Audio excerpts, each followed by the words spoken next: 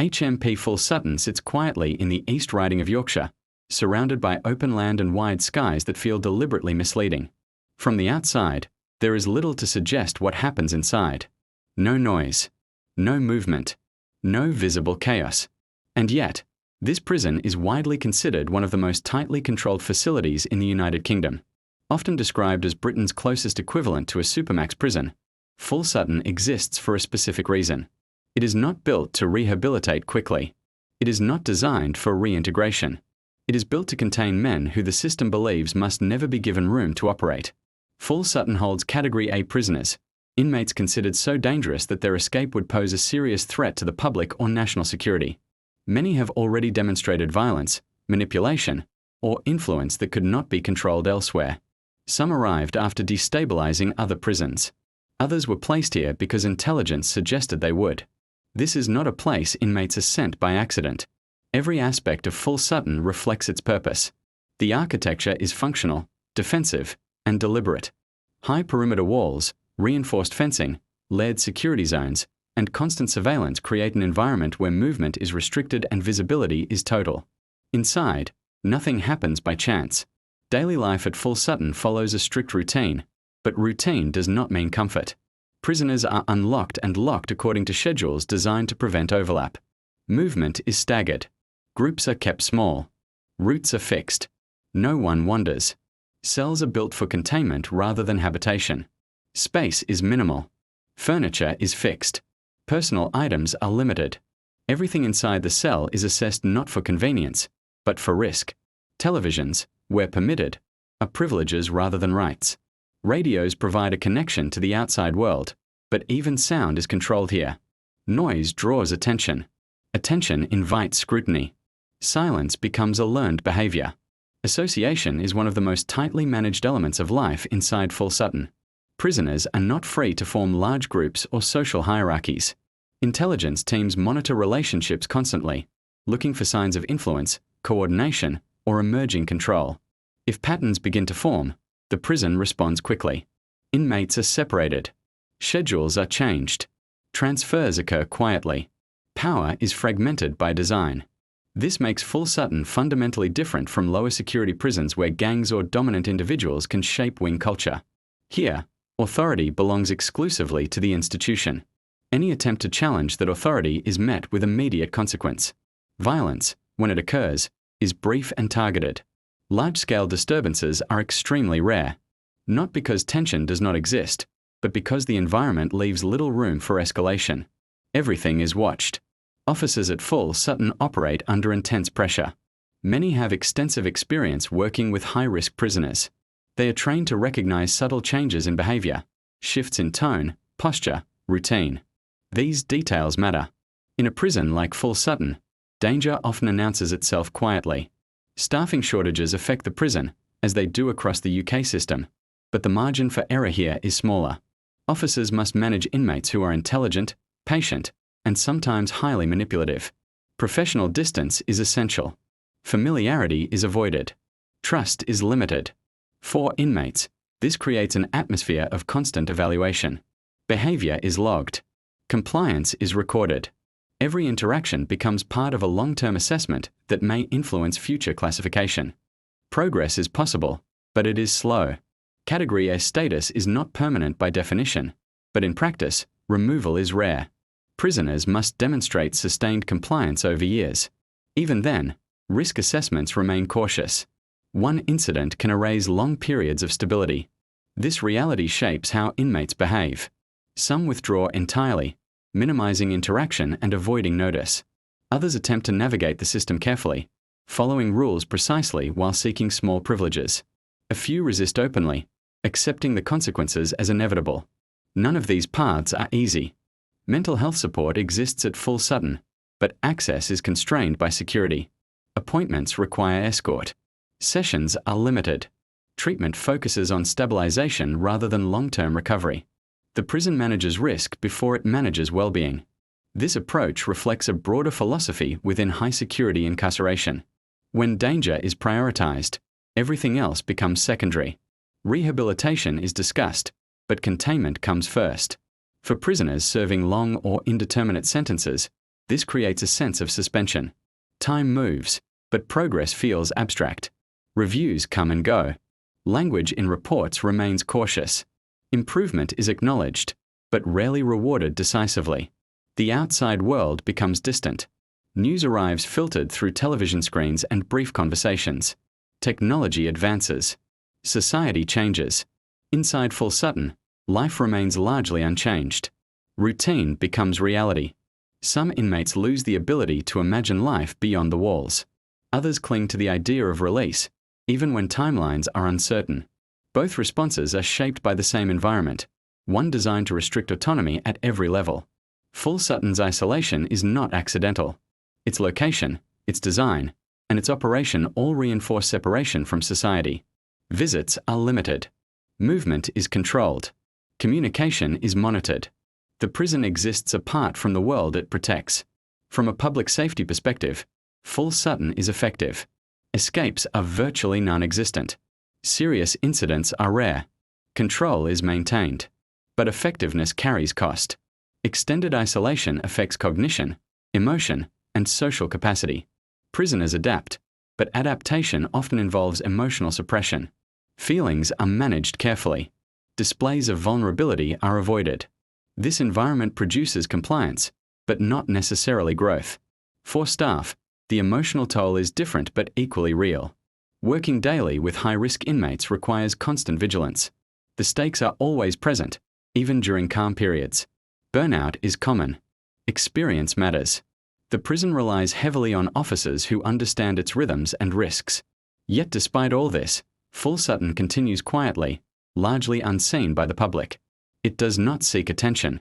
It does not generate headlines unless something goes wrong. And that is exactly how it is designed.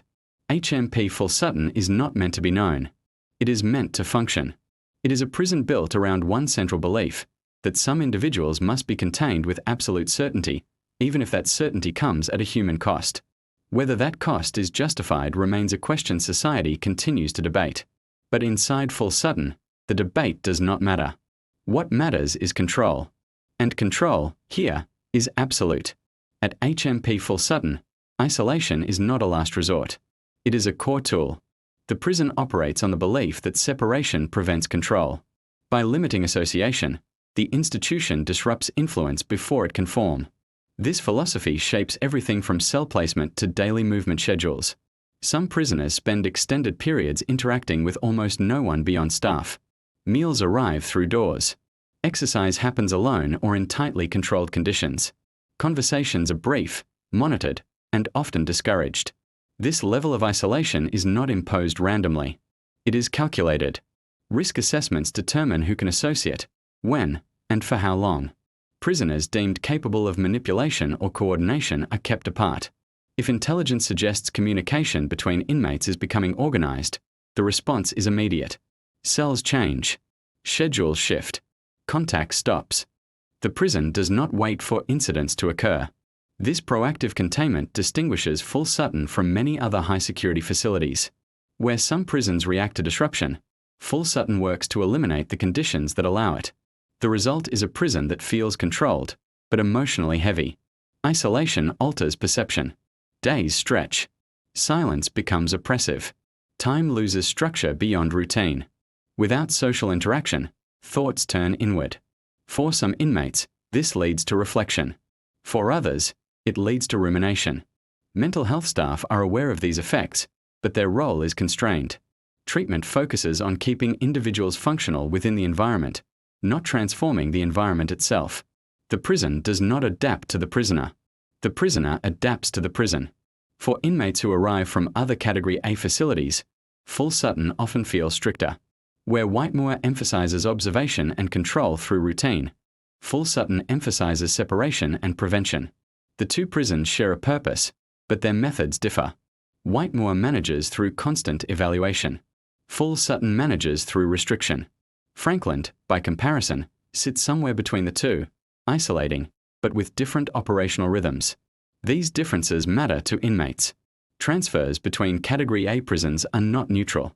Each facility carries its own culture, its own pressures, its own unspoken rules.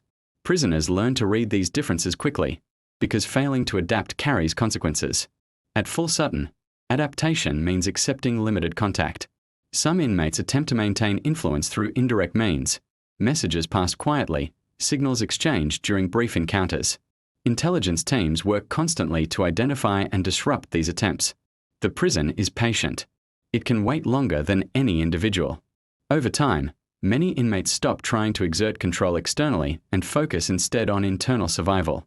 They structure their days around small certainties: meals, exercise, sleep, routine. Emotion becomes regulated. Anger is dangerous here. Frustration is costly. Resistance is rarely productive. This creates an atmosphere of subdued tension rather than overt hostility. Violence exists, but it is rare and often brief. The environment leaves little space for escalation. When incidents occur, they are contained quickly. Response teams act decisively. Movement stops. The prison resets. Afterward, silence returns. This cycle reinforces the prison's authority. Inmates learn that disruption achieves nothing except further restriction. Over time, compliance becomes the default response. But compliance does not equal acceptance. Many inmates harbor deep resentment toward the system that placed them here. That resentment simply lacks an outlet. It remains internal, managed rather than expressed. This internalization carries psychological cost. Long-term isolation affects how individuals process stress, relationships, and autonomy. Decision-making becomes difficult when choices are limited. Social skills atrophy. Trust erodes. When prisoners eventually leave Full Sutton, whether through transfer or release, these effects do not disappear overnight. The habits formed here persist. For staff, maintaining this level of control requires constant vigilance. Officers must remain alert even during periods of calm. Complacency is dangerous. Patterns are watched closely. A calm prison is not a relaxed prison. Training emphasizes awareness. Officers learn to recognize subtle shifts in behavior. A change in routine. A refusal that seems minor. An unusual interaction. In Full Sutton, small details matter. Staff operate under the understanding that failure here would have serious consequences. An escape. A coordinated attack. A breakdown of control. Any of these outcomes would extend far beyond the prison walls. This pressure shapes how the prison functions. Procedures are followed strictly. Deviations are questioned. Decisions are documented. Accountability is constant.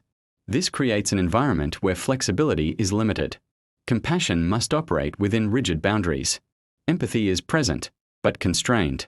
The system prioritizes certainty over connection. From the outside, this can appear harsh. Critics argue that prolonged isolation and extreme control undermine rehabilitation and increase long-term risk. Supporters argue that public safety demands such measures. Full Sutton exists within this tension. It is not designed to resolve the debate. It is designed to operate despite it. As years pass, the prison continues largely unchanged. Policies adjust slightly. Technology improves. Surveillance becomes more sophisticated. But the core philosophy remains intact. Containment above all else. For the men inside, this philosophy defines daily life. It shapes behavior, thought, and identity. It limits possibility while ensuring predictability. Some adapt well. Others struggle. The prison records outcomes but does not personalize them. Full Sutton is not concerned with stories. It is concerned with outcomes. And the outcome it seeks is simple. No escapes. No coordination. No failure. That clarity gives the prison its power. And it is why Full Sutton is often described as Britain's closest equivalent to a Supermax facility, not because of its brutality, but because of its precision. Control here is not chaotic. It is deliberate, measured, and relentless. Over time, the control at HMP Full Sutton begins to feel less like a set of rules and more like an atmosphere. It surrounds everything. It influences how people think before they act, and often before they speak. This is the prison's quiet success. Inmates learn quickly that resistance here does not look dramatic. There are no shouting matches that change outcomes. No displays of dominance that impress others. The system absorbs pressure without reacting emotionally. Anger has nowhere to go. For prisoners who once thrived on influence, this environment is disorienting. Charisma loses value. Reputation fades. The ability to inspire fear or loyalty becomes irrelevant when association itself is restricted. Power is flattened. Those who once commanded respect through violence or intimidation find themselves isolated, reduced to individuals again. This can feel humiliating. For some, it triggers introspection. For others, it deepens resentment. The prison does not intervene in this process. It simply allows it to unfold. Daily routines reinforce this reality. Unlock times are brief. Movement is purposeful. Activities are limited. Nothing encourages lingering or gathering. Even recreation is carefully structured. Exercise yards are enclosed and monitored. Interaction is minimal. Silence is common. This controlled environment minimizes unpredictability, but it also strips away distraction. With little external stimulation, inmates are left with their thoughts. For some, this becomes a space for reflection. For others, it becomes a loop of regret, anger, or anxiety. Mental health support attempts to manage the most severe outcomes, but the underlying conditions remain unchanged. The prison's architecture and policies are not designed for emotional processing. They are designed for control. The longer inmates remain at Full Sutton, the more pronounced these effects become. Some grow withdrawn. Others develop rigid routines to anchor themselves. Small disruptions can feel overwhelming. Even minor changes to schedule can create stress. This fragility is rarely visible to the outside world. From a distance, Full Sutton appears calm and orderly. There are no dramatic visuals, no constant sirens, no obvious chaos. But calm does not mean ease. It means pressure held in balance. For staff, maintaining that balance requires constant attention. Officers must manage not only physical security, but psychological stability. They observe subtle shifts in behavior. They intervene early when patterns change. Experience matters here. Veteran officers develop instincts that are difficult to articulate. They sense tension before it surfaces. They notice when silence feels different. They recognize when compliance becomes brittle. New officers must learn quickly. The stakes do not allow long adjustment periods. Despite this, staff are human. Fatigue accumulates. Emotional distance becomes necessary. The prison demands professionalism at all times, even when resources are stretched thin. This creates its own form of isolation. Officers leave the prison at the end of a shift, but the environment lingers. The vigilance required inside does not always turn off easily. Some carry it home unconsciously. The prison shapes everyone who enters it. From a policy perspective, Full Sutton represents a commitment to risk aversion. The system has decided that certain individuals must be managed with minimal flexibility. The potential cost of failure outweighs the potential benefit of experimentation. This decision is not made lightly. It reflects past incidents, public fear, and institutional memory. Escapes, riots, coordinated violence.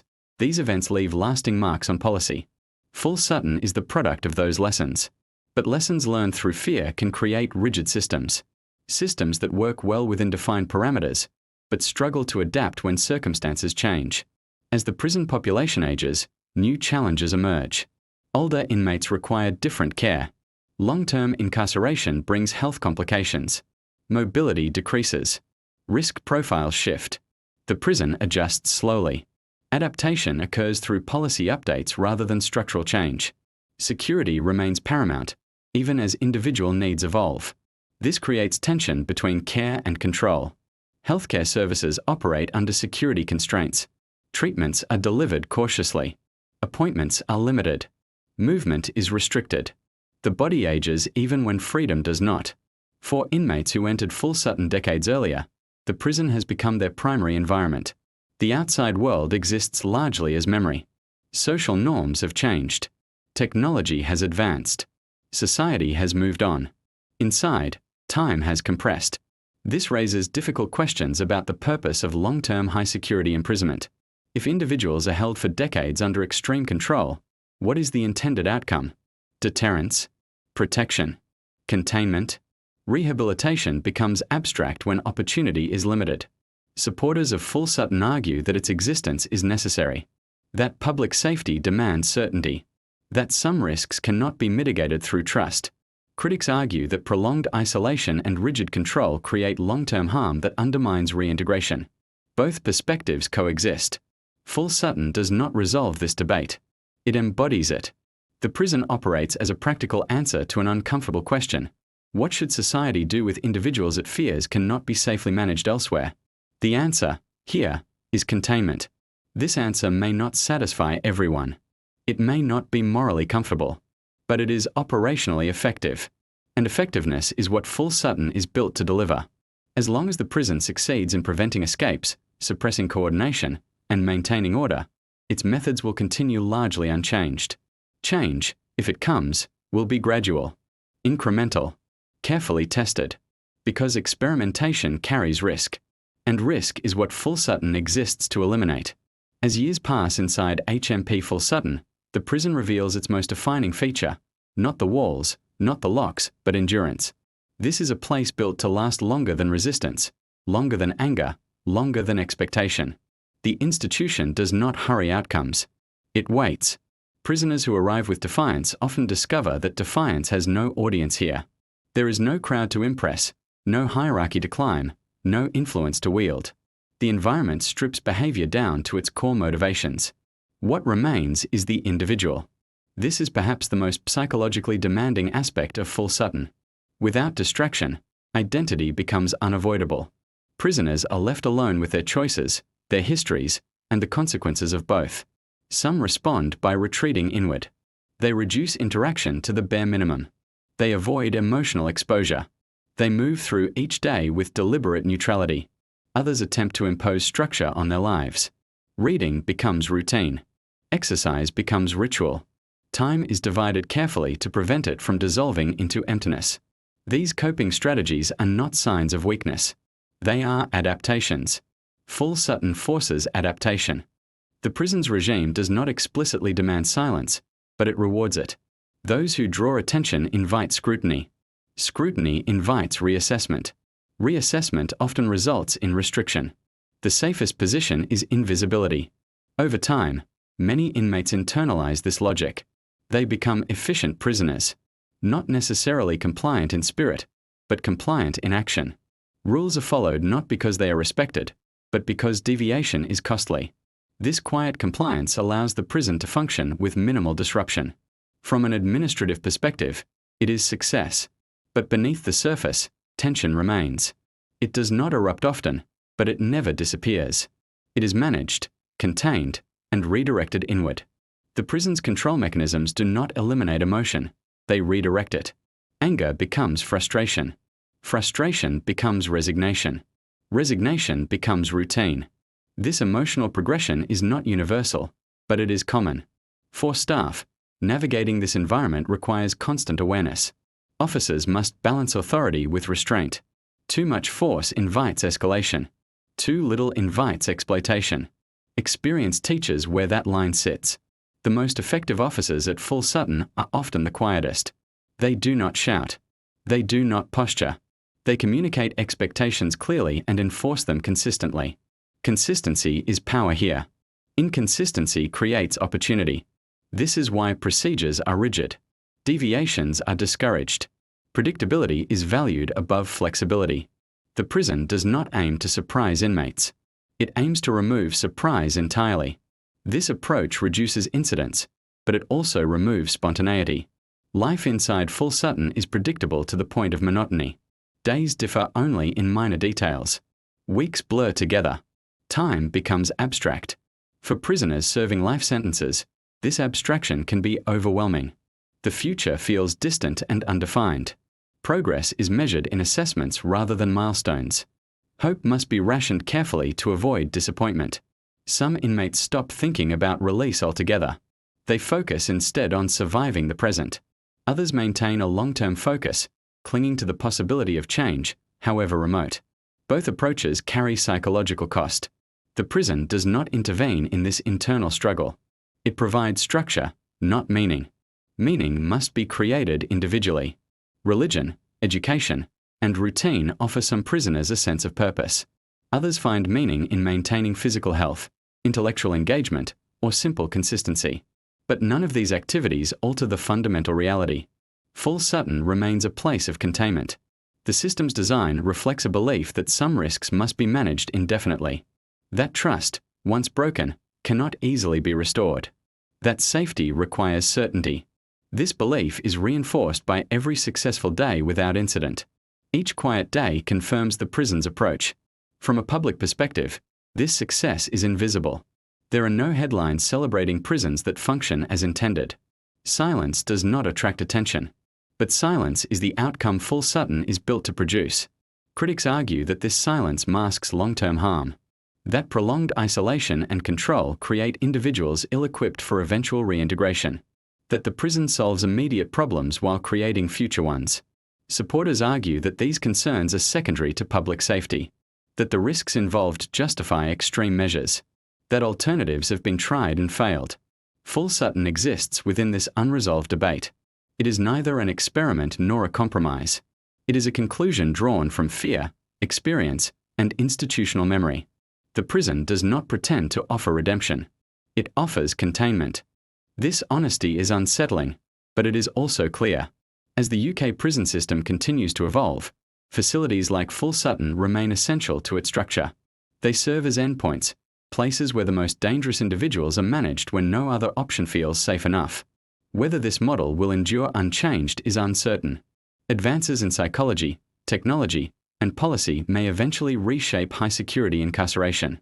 But for now, Full Sutton remains largely as it is. Quiet, controlled, unyielding. A prison that does not ask who its inmates might become, only whether they can be allowed to be free. HMP Full Sutton does not offer answers. It offers certainty. Within its walls, the question is no longer whether someone can change, but whether change can ever be trusted. The prison exists because the system has decided that, for certain individuals, risk must always outweigh possibility. This is not a place designed for redemption stories. It is a place designed to hold people steady, contained, and separated from the world beyond the perimeter fences. For the men inside, life becomes a series of managed moments. Movement is planned. Interaction is controlled. Silence becomes familiar. Over time, the outside world feels less like a destination and more like a memory. Some adapt by shrinking their expectations. Others survive by building routines strong enough to anchor their thoughts. A few still carry hope quietly, carefully, aware that hope itself can be dangerous if it grows too large. Full Sutton does not respond to hope. It responds to compliance. For the officers who work here, the prison demands constant vigilance.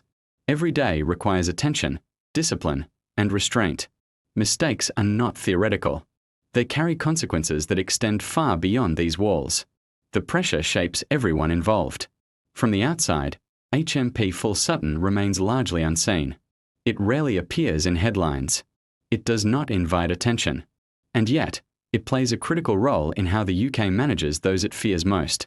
It represents a line society has drawn, a point beyond which control becomes the priority and freedom becomes conditional.